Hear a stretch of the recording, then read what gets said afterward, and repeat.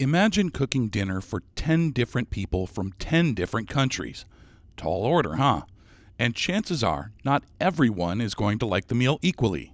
Different things taste good and different things taste very bad to different cultures. Now, multiply that by 1,000, and you have an idea of the challenge faced daily by Amway's Food and Beverage Lab.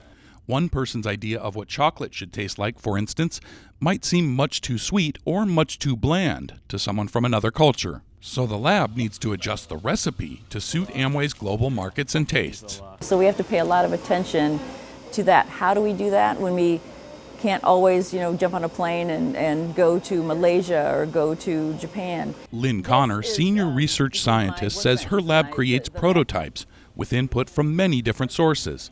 The scientists and researchers here collect input from an in-house tasting and testing panel, basically a human scientific instrument. And they work with our CPR group, our Consumer Product Research Group.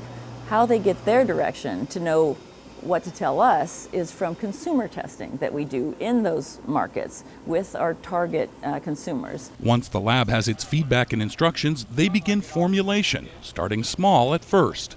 From here, from those small little benchtop batches, we can go to our pilot plant and make up a much larger scalable batch of those products and then test larger numbers of consumers. Whether they're working on a Body Key meal replacement shake or Brainium's gummy chewable supplements for kids, the team follows the same efficient process.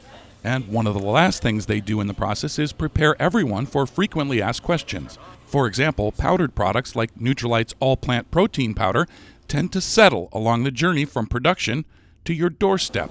Here in the lab, they call that tap density, and they test for it. Some of the frequently asked questions that we get from consumers are, I received a canister of your product.